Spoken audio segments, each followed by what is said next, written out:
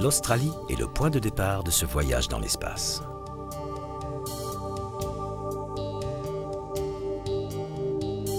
Les voyages sont censés élargir les horizons de l'esprit. Celui-ci a pour but de mesurer l'espace et de nous situer dans un contexte aussi large que possible, l'univers. Nous partons de l'Australie car l'endroit est excellent pour observer nos galaxies les plus proches.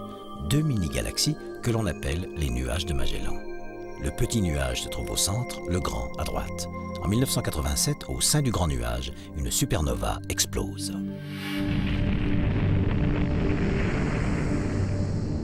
En fait, cette supergéante a rendu l'âme il y a plus de 160 000 ans. C'est le temps qu'a mis la lumière de l'explosion pour nous parvenir.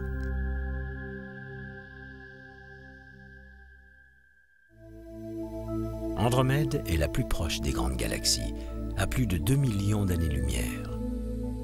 À 10 millions d'années-lumière se trouve la galaxie surnommée Pièce d'argent, une galaxie spirale comme celle d'Andromède et comme la nôtre, la Voie lactée. Voilà probablement ce à quoi nous ressemblons.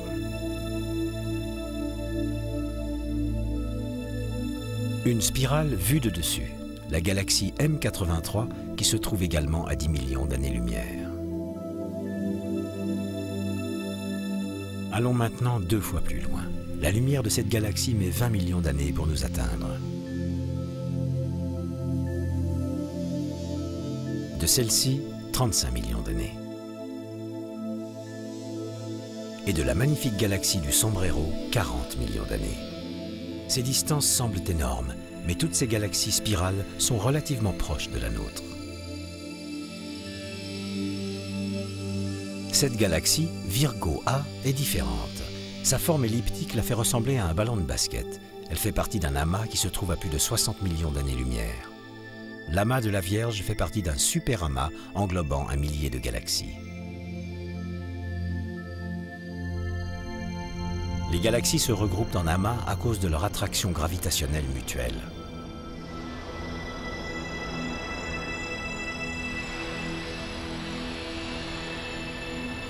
Mais comment savons-nous cela? Comment mesurons-nous le cosmos ou tout simplement la distance qui sépare la Terre de notre centre galactique?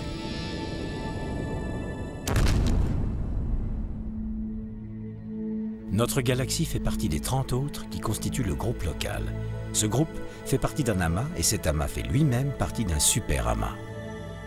Ces super amas forment des filaments à travers l'univers. Pour réaliser ce modèle, les astronomes s'aident d'étoiles qu'ils appellent les bougies standards.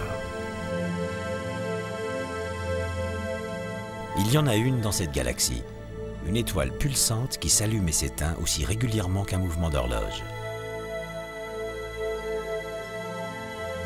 On l'appelle une variable céphéide, une étoile dont la luminosité varie en fonction de sa dilatation ou de sa contraction. Celle-ci est grosse et lumineuse, et ses pulsations sont lentes. Cette céphéide est plus petite et moins lumineuse, ses pulsations sont plus rapides. La variabilité des pulsations dépend donc directement de la luminosité intrinsèque de l'étoile. Ainsi, en connaissant la distance et l'éclat de ces céphéides proches, nous pouvons calculer la distance des céphéides lointaines, céphéides à l'éclat plus faible, mais qui battent au même rythme.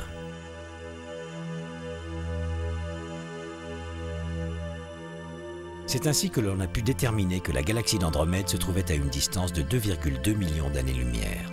On a comparé les céphéides de notre galaxie avec celles plus faibles d'Andromède.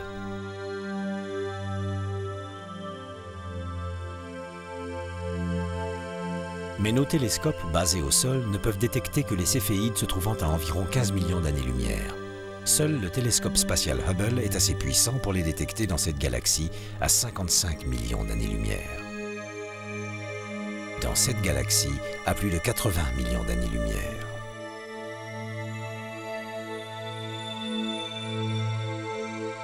Pour aller plus loin, une autre sorte de bougie standard est nécessaire. Les astronomes l'appellent supernova de type 1. Elle survient au sein d'un système binaire, c'est-à-dire une étoile double.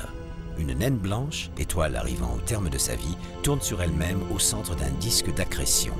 Elle attire la matière gazeuse de sa compagne.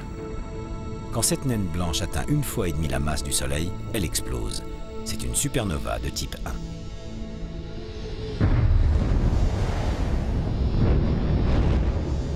L'intensité de l'explosion est toujours la même. C'est notre nouvelle bougie standard de référence. Grâce aux céphéides, nous connaissons la distance de cette galaxie. Mais parce qu'elle contient aussi une supernova de type 1, on en déduit la distance de notre nouvelle bougie standard. Cette bougie référence, la supernova de type 1, nous permet de sonder les profondeurs de l'espace 100 fois plus loin.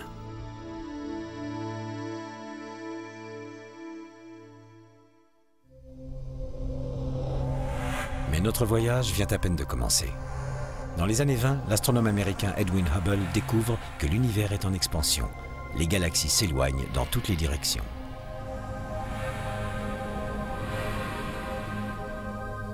On trouve la preuve de ce phénomène dans leur lumière.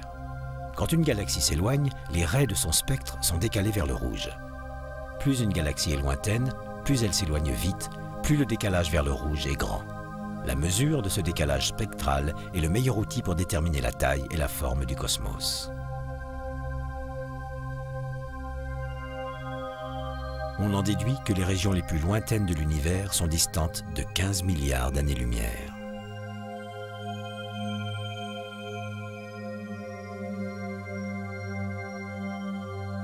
En cartographiant le ciel au début des années 60, les astronomes identifient des sources radio de forte intensité.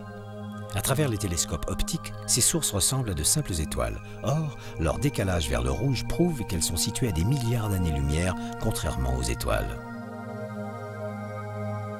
Ce ne sont pas des radiogalaxies ordinaires comme celle-ci, Centaurus A, qui émettent en radio mais dégagent beaucoup moins d'énergie.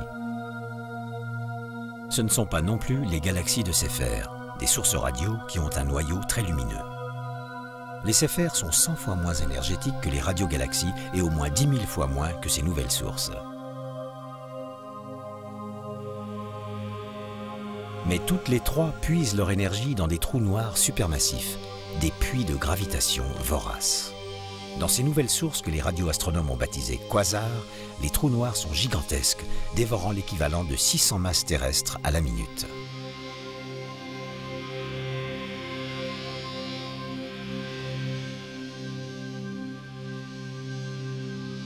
Les quasars sont super lumineux. Ce sont les objets les plus énergétiques de tout l'univers, parmi les plus vieux et les plus lointains, avec un décalage vers le rouge énorme.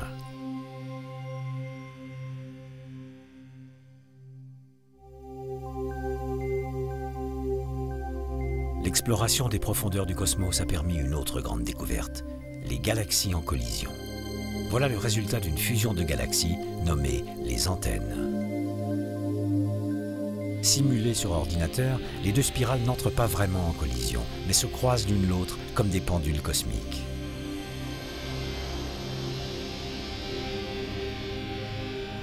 L'interaction gravitationnelle leur fait éjecter deux grandes queues, comme les antennes d'un insecte.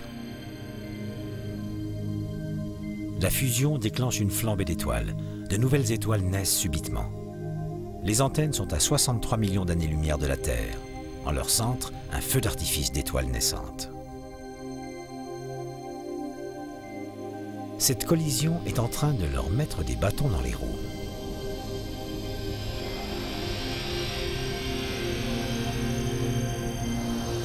La galaxie intruse vient de passer au travers de l'autre, plus grande, perturbant sa structure interne.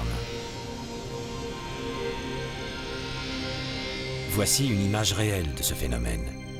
Nous sommes dans la galaxie de la roue du chariot, mise dans cet état lorsqu'une des petites galaxies que l'on voit à droite l'a traversée. Dans ce type de collision, aucune des deux galaxies ne subsiste vraiment. C'est plutôt une super-galaxie qui se forme. C'est peut-être le sort qui attend notre propre galaxie dans 10 milliards d'années, quand nous entrerons en collision avec Andromède.